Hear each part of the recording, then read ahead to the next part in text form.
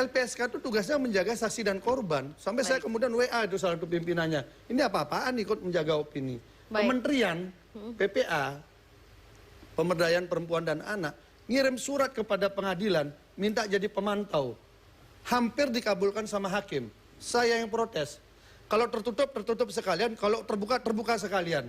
Kenapa dia yang diberikan masuk itu loh. Akhirnya ditolak. Baik, kita rehat dulu sebentar. Itu loh.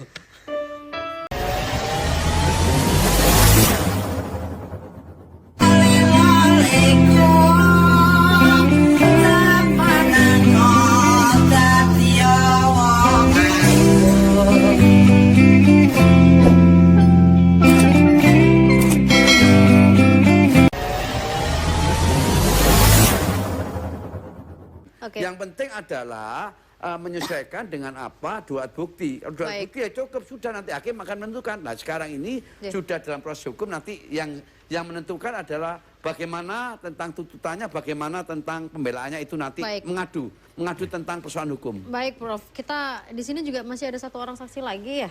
Boleh berbicara juga, ada Mas Edwin Zuhri Akhirul Azal.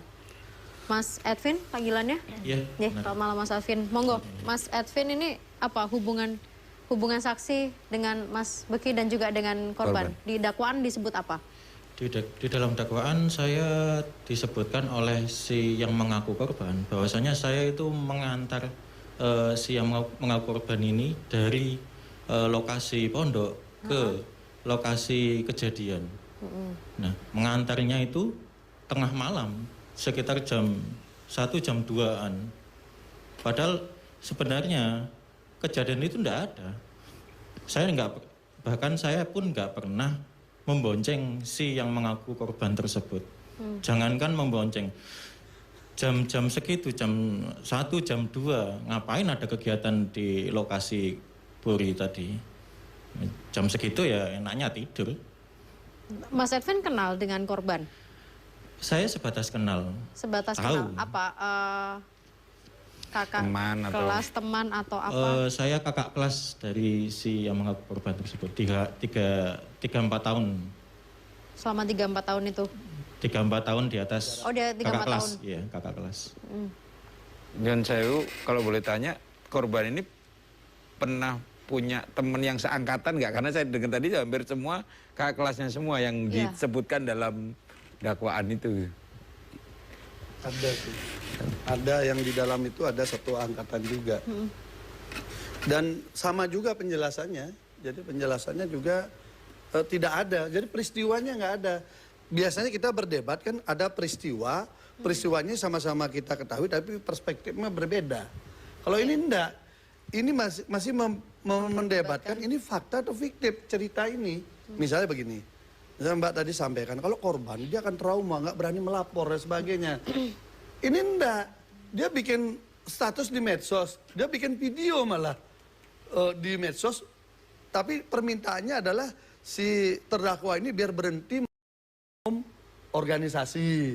Jadi permintaannya jauh dari unsur kepentingan bagaimana dirinya. Makanya kita menganggap ini hanya salah satu cara, salah satu instrumen untuk target besar. Ya.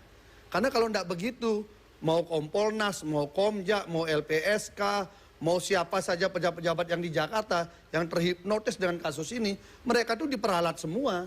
Secara jujur Pak Gede, apa yang sesuatu yang besar ini saya biar paham masyarakat itu. Ya, yang paling menjolok kan ada dinamika di internal kan. Mas Beki ini kan anak tunggal yang diyakini akan menjadi pewaris berikutnya lah. Beliau ini punya jiwa sosial yang tinggi, seniman, suka musik. Kemudian juga dia mengelola usaha yang cukup cerdas. Sehingga pondok berkembang, usaha berkembang, dan sebagainya dia punya kapasitas di situ. Anak tunggal nggak punya teman. Tentu ada kelompok lain yang menginginkan ini bagaimana tidak eksis dan bisa masuk dan selesailah diringkas, bungkus, biar nggak ganggu. Jujur nih, jujur. Ya itu fakta yang kita temukan. Oh iya. Jangan bohong loh Pak Gede. Pak Gede kan lama, 12 tahun loh. Iya, kita ketemu. Ya. Makanya saya pengen tahu. Jadi memang ini kalau menurut Pak Gede internal berarti ya? Kombinasi.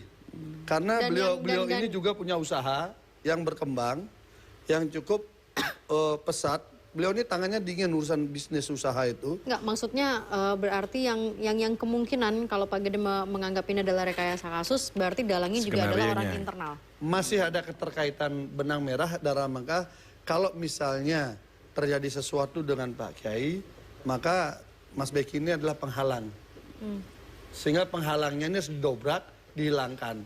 Nah, tetapi kan tidak semudah itu. Karena warga besar Siddiqiyah sudah paham semua. Sehingga justru hari ini warga semua mendoakan dan menjaga Mas Beki agar jangan sampai diperlakukan sesuai tujuan orang-orang tersebut. Gitu loh.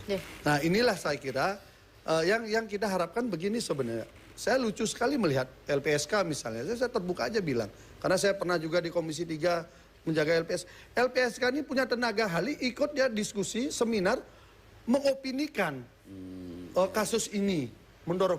LPSK itu tugasnya menjaga saksi dan korban. Sampai saya kemudian WA itu salah satu pimpinannya. Ini apa-apaan ikut menjaga opini. Kementerian PPA, Pemberdayaan Perempuan dan Anak, ngirim surat kepada pengadilan, minta jadi pemantau. Hampir dikabulkan sama hakim. Saya yang protes. Kalau tertutup, tertutup sekalian. Kalau terbuka, terbuka sekalian. Kenapa dia yang diberikan masuk itu loh. Akhirnya ditolak. Baik, kita rehat dulu sebentar. Itu loh.